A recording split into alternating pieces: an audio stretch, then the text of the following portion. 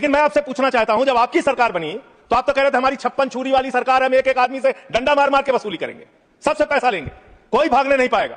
लेकिन आपके राज में, मोदी जी के राज में 9,000 करोड़ रुपए लेके विजय माल्या भाग गया, 20,000 करोड़ रुपए लेके नीरव मोदी मेहुल चौकसी भाग गया, 6,000 करोड़ रुपए लेके नितिन संदेशरा भाग गया, 2,500 करोड़ रुपए लेके ललित मोदी भाग गया। ये बड़े बड़े जो हजारों करोड़ रुपए के लुटेरे थे, हिंदुस्तान से भगाया किसने इनको? आपने भगाया।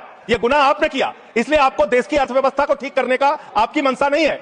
आपकी जो 56 छुरी वाली सरकार थी, उन्होंने तो इन लोगों को भगाने का काम किया, इन लोगों को निकालने का काम किया, सिर्फ पैसे देने का काम किया। देश की जनता लूटी गई, बैंकों को आपने खाली करने का काम किया। एक गाना था मान्यवर, तू जहां जहां चलेगा मेरा साया साथ होगा। मोदी जी की हालत यही है। मोदी जी गाना बनाए हैं, मैं जहां जहां चलूंगा अडानी का ठेका साथ होगा। 440 वोल्ट का करंट क्यों लग जाता है, मुझे तो समझ में नहीं आता। जैसे अडानी का डाल लो, पूरी की पूरी भाजपा खड़ी हो जाती है। 440 वोल्ट का करंट लग जाता है। यही विषय है कि देश को बर्बाद किया है तुमने, कर्जा दे दे के अपने दोस्तों को भगाया है। आपका दिमाग, हम चेक कर लेंगे, आपका दिमाग बड़े बकायेदारों से कर्ज वसूलने में नहीं है। अगर होता तो ये हजारों करोड़ के जो बकायेदार, इनके पासपोर्ट जब्त करो ना। संजय सिंह के तो पासपोर्ट आपने जब्त किए हैं, एक एक सांसद के पासपोर्ट आपने जब्त किए हैं। इन डकैतों के पासपोर्ट क्यों नहीं जब्त किया आपने? इन डकैतों के पासपोर्ट क्यों नहीं जब्त किया आपने? नहीं जब्त किए। आपका दिमाग क्या है? यूट्यूबर पकड़ना है, न्यूज वाले को पकड़ना है, 4 PM संजय शर्मा का बंद करना है, राजीव निगम का फेसबुक बंद करना है, मुकेश मोहन पर मुकदमा करना है। खाली आपको अपने विरोधियों का गला घोटने के अलावा दिन रात कोई काम नहीं है। खाली आपको अपने चंद पूंजीपतियों को फायदा पहुंचाना है। देश की जनता भाड़ में जाए, कोई मतलब नहीं आपको। नोटबंदी करके आपने देश की अर्थव्यवस्था को बर्बाद किया। आपने एक अपने पूंजीपति दोस्त को हिंदुस्तान की सारी संपत्ति देकर देश को बर्बाद किया। आप सिर्फ देश को लूटने वाले लोग हो। आप देश को लूटने का, भ्रष्टाचार करने का और उनसे चंदा लेकर धंधा देने का काम कर रहे हैं। और मैं इसको इस रूप में भी कहूंगा कि बैंकों में आम आदमी का पैसा जमा है, माने किसान का, मजदूर का, कर्मचारी का, लाखों करोड़ रुपए जमा रहता है। वो पैसा आप गरीब आदमी को नहीं देते, उनके रोजगार के लिए नहीं देते, MSME सेक्टर के लिए नहीं देते। वो पैसा उठा के आप अपने चंद पूंजीपति मित्रों को दे देते हैं। जिन मित्रों से आप पीछे से चंदा लेते हैं और धंधा देते हैं, उन मित्रों को आप पैसा दे देते हैं। और जब वो मित्र आपके डूब जाते हैं तो आप उनको बचाने के लिए ये बिल लेके आते हैं। तो कुल मिलाकर बैंक डकैती को लीगलाइज करने का ये बिल है। बैंकों पर जो डकैती हो रही है आपके दोस्तों के द्वारा, आपके मित्रों के द्वारा, उसको लीगलाइज करने का काम इस बिल के माध्यम से आप कर रहे हैं। आपका ध्यान इस देश की अर्थव्यवस्था को ठीक करने के लिए नहीं है मान्यवर। मैंने पूरी डिबेट सुनी लोकसभा की, खाली एक चीज बताई जा रही है, ये लोन पहले का है, ये लोन पहले का है, ये लोन पहले का है। लेकिन मैं आपसे पूछना चाहता हूं, जब आपकी सरकार बनी तो आप तो कह रहे थे हमारी 56 छुरी वाली सरकार, हम एक एक आदमी से डंडा मार मार के वसूली करेंगे, सबसे पैसा लेंगे, कोई भागने नहीं पाएगा। लेकिन आपके राज में, मोदी जी के राज में 9,000 करोड़ रुपए लेके विजय माल्या भाग गया, 20,000 करोड़ रुपए के लेके नीरव मोदी मेहुल चौकसी भाग गया, 6,000 करोड़ रुपए लेके नितिन संदेशरा भाग गया, 2,500 करोड़ रुपए लेके ललित मोदी भाग गया। ये बड़े बड़े जो हजारों करोड़ रुपए के लुटेरे थे, हिंदुस्तान से भगाया किसने इनको? आपने भगाया। ये गुनाह आपने किया, इसलिए आपको देश की अर्थव्यवस्था को ठीक करने का आपकी मंशा नहीं है। आपकी जो 56 छुरी वाली सरकार थी, उन्होंने तो इन लोगों को भगाने का काम किया, इन लोगों को निकालने का काम किया, सिर्फ पैसे देने का काम किया। देश की जनता लूटी गई, बैंकों को आपने खाली करने का काम किया। और ऑथेंटिकेट करते हुए मैं आपको बताऊंगा मान्यवर, ये आपका लोकसभा में दिया गया सरकार का उत्तर है, मेरे घर पे नहीं बना। इसमें आप लोगों ने साफ तौर पे बताया है कि आपने करीब करीब 70% कर्जा, 5,44,000 करोड़ में से मात्र 1,60,000 करोड़ रुपए आपने कर्जा वसूला और बाकी सब का सब आपने माफ कर दिया।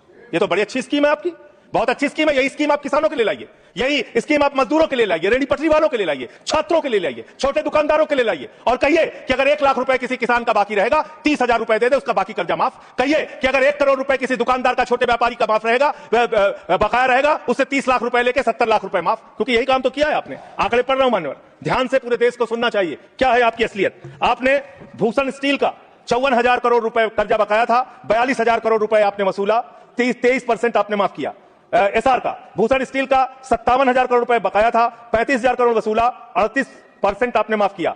8,000 करोड़ रुपए ज्योति स्ट्रक्चर्स का बकाया था, 55% आपने माफ किया। 91,000 करोड़ GHFL का बकाया था, 60% आपने माफ किया। भूषण पावर का 48,000 करोड़ रुपए बकाया था, 19,000 करोड़ रुपए वसूला, 60% माफ किया। इलेक्ट्रो स्टील्स का 14,000 करोड़ रुपए बकाया था, 5,000 करोड़ रुपए लिया, 62% आपने माफ किया। मोनेट इस्पात का 11,500 करोड़ रुपए बकाया था, 2,800 करोड़ रुपए वसूला, 75% कर्जा आपने माफ किया। एमटेक का 13,500 करोड़ रुपए बकाया था, 2,700 करोड़ रुपए वसूला, 80% आपने माफ किया।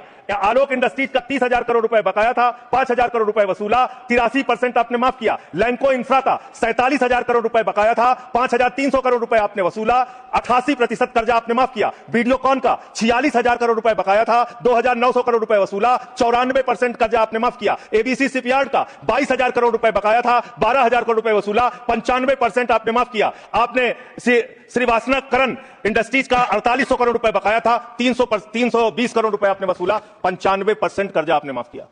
मान्यवर, अभी हमारे मित्र पूछ रहे थे हेयर कट क्या है, हेयर कट क्या है, हेयर कट क्या है। हेयर कट का तो मतलब था मामूली सी छूट देनी है, ज्यादा वसूलना है। आपने तो पूरा गर्दन कट कर दिया, पूरा गर्दन कट, यानी कि बड़ा हिस्सा कर्जे का माफ कर दिया और मामूली हिस्सा कर्जे का आपने वसूला।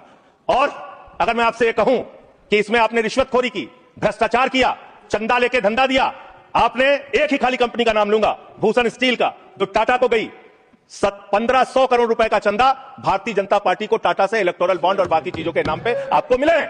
आप पैसा ले लेके इन लोगों का बड़ा बड़ा कर्जा माफ करवा रहे हो, रिश्वत ले लेके इन लोगों का बड़ा बड़ा कर्जा आप माफ करवा रहे हो। आपका ध्यान देश की अर्थव्यवस्था ठीक करने में नहीं है, पूंजीपतियों को खाली हर तरह से फायदा पहुंचाने में है। एक गाना था मान्यवर, तू जहां जहां चलेगा मेरा साया साथ होगा। मोदी जी की हालत यही है। मोदी जी गाना बनाए हैं, मैं जहां जहां चलूंगा अडानी का ठेका साथ होगा। ये क्या है? ये क्या है? बांग्लादेश की यात्रा किया 2015 में, अडानी को ठेका मिल गया। श्रीलंका की यात्रा की 2021 में, अडानी को वहां ठेका मिल गया। तंजानिया की यात्रा की 2023 में, अडानी को वहां ठेका मिल गया। केन्या की यात्रा की 2023 में, अडानी को वहां ठेका मिल गया। नेपाल की यात्रा की 2023 में, अडानी को वहां ठेका मिल गया। मलेशिया में 2017 में यात्रा की, अडानी को वहां ठेका मिल गया। 2018 में सिंगापुर की यात्रा की, अडानी को वहां ठेका मिल गया। सर दिखाई नहीं पड़ रहा हूं मैं सर, अडानी को वहां ठेका मिल गया। वियतनाम की यात्रा की 2024 में, अडानी को वहां ठेका मिल गया। इजराइल की यात्रा की 2017 में, अडानी को वहां ठेका मिल गया। तू जहां जहां चलेगा मेरा साया साथ होगा।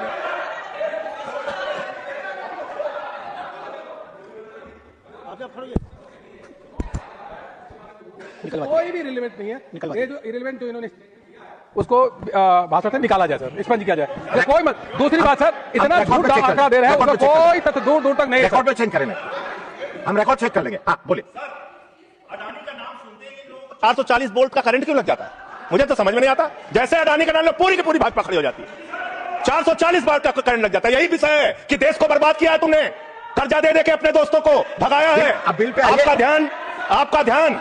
आपका ध्यान बड़े बड़े पूंजीपतियों से। मान्यवर मेरा समय जा रहा मान्यवर मेरा समय जा रहा है, मुझे बोलने दीजिए। मान्यवर आपका दिमाग, हम चेक कर लेंगे। आपका दिमाग बड़े बकायेदारों से कर्ज वसूलने में नहीं है। अगर होता तो ये हजारों करोड़ के जो बकायेदार, इनके पासपोर्ट जब्त करो ना। संजय सिंह के तो पासपोर्ट आपने जब्त किए हैं, एक एक सांसद के पासपोर्ट आपने जब्त किए हैं। इन डकैतों के पासपोर्ट क्यों नहीं जब्त किए आपने? इन डकैतों के पासपोर्ट क्यों नहीं जब्त किए आपने? नहीं जब्त किए।